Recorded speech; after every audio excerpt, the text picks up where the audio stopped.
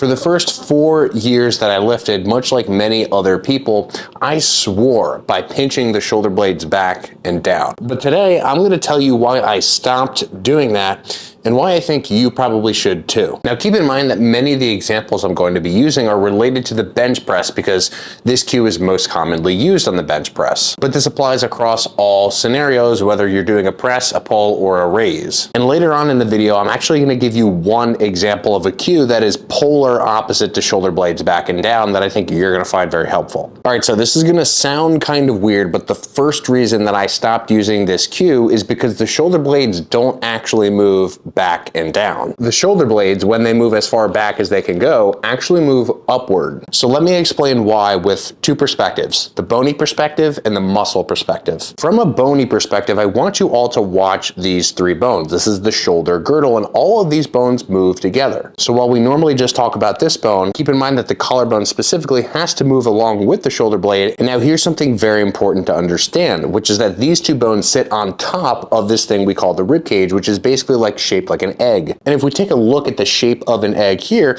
what you'll notice is that it's obviously wider toward the bottom and narrower toward the top. And so just picture this whole rib cage as an egg. What would happen if these bones need to slide backward on the egg? Well, they certainly wouldn't be able to move downward as they move backward. Why? Well, because look at the shape and angle of these ribs. If I stick this stick-like thing through here, this collarbone, it can't move downward through these ribs because these ribs are sloping upward. So for the shoulders to move backward and downward would mean that I'm jamming these bones downward directly into the ribs. Instead, what needs to happen is this clavicle needs to glide upward and backward toward the spine. Now, the cool part about this is that you don't even have to take my word for it. All I want you to do is just squeeze your shoulder blades back as far as they can actually go. Just try to touch them together and notice what happens. There's a subtle sort of rising of the shoulders. I mean, look at my shoulders right now. They're rising upward and backward. And if you pinch them as hard as you can and you stick them in that position, watch what happens if you try to pinch your shoulder blades down. They actually naturally start to come apart because again, they literally can't move all the way backward and downward simultaneously. Okay, so that was the bony perspective, but there's also this whole muscle thing, which is that our primary retractors, the retractors that take us as deep into that shoulder blades back position as possible, are the rhomboids. And the rhomboids sit at what fiber angle? Well, they're angled from the side of the scapula upward like this into the spine. They do not angle backward and downward, they angle backward and upward. Now, of course, the rhomboids, which sit like this, are also working hand in hand with the middle traps, which kind of run more horizontally. And both the rhomboids and middle traps are necessary to pull the shoulder blade into that fully retracted position. All right, so I'm just going to give you two more brief reasons why I wouldn't use this cue in most contexts. You should think about the shoulder blade as the base of support for the humerus, the upper arm. Why? Well, because this shoulder blade provides the socket within which this upper arm can move and rotate. And so by definition, because the shoulder is the most mobile joint in the body, wherever these two things go, they need to travel together. In other words, and by definition, the shoulder complex gains its stability by being able to move a lot. Our other ball and socket joint, the hip joint, is much more structurally supported because of how much deeper the hip socket is. But what that means is that your hip can't move nearly as much as your shoulder. In other words, doing something like a bench press where you're actively squeezing your shoulder blades back and you're trying to prevent them from moving forward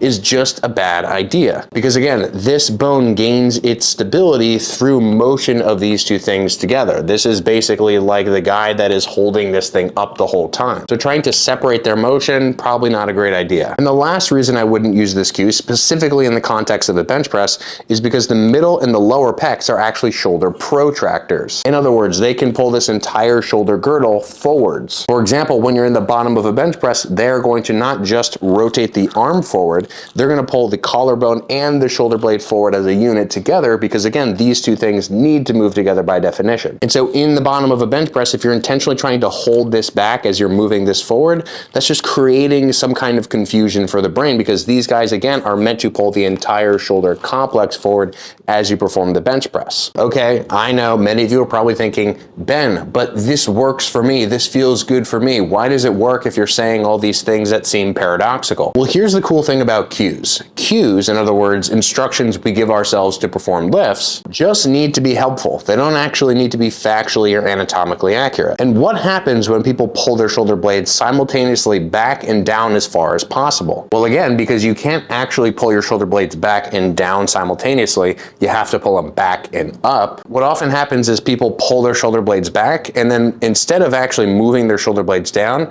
they pull their entire trunk upward. In other words, back and down is code for pull the shoulder blades back and arch the spine, which is often awesome in the context of a bench press, as long as that's actually what you're doing. Because again, your shoulder blades, they're meant to move. If you are constantly trying to use this shoulder blades back and down cue across all exercises, what you're doing is telling your brain that you're not supposed to move a joint complex that by definition is meant to. So now what I'm gonna do to make this really practically applicable is give you 3 major takeaways from this video. Takeaway number 1, use the cue shoulder blades back and down if it helps you set the position of whatever exercise you're doing. If you're doing it just because someone else told you to do it and you're not sure exactly why you're doing it, then I would probably remove it from your cueing vocabulary. Takeaway number 2, do not intentionally try to restrict motion of the shoulder blades in pretty much any circumstance. Keep in mind, I'm talking about circumstances where you're actually moving your arms in a press, pull, or raise, not something, say, like a barbell back squat where you want to keep them together. When you are moving your shoulder blades, keep in mind that when they move backward,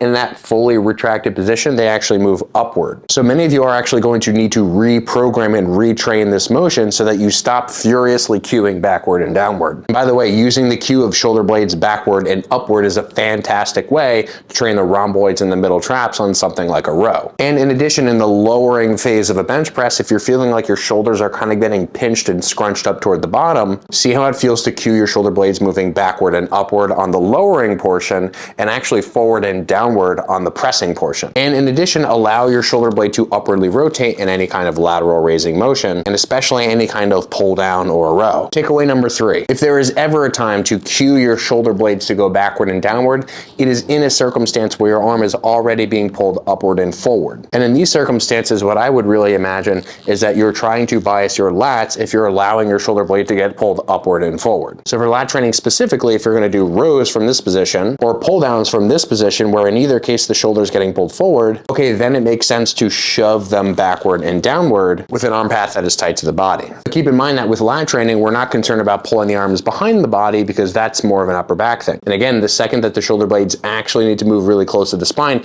they need to move upward and backward, not backward and downward. So I hope this video was informative. If you have questions, leave them below. And if you want to learn more from me, check out the links in the description. I have courses, ebooks, and programs that are all designed to be able to teach you anatomy and biomechanics in the simplest, most digestive way possible. Thanks for watching. I'll see you all in the next one.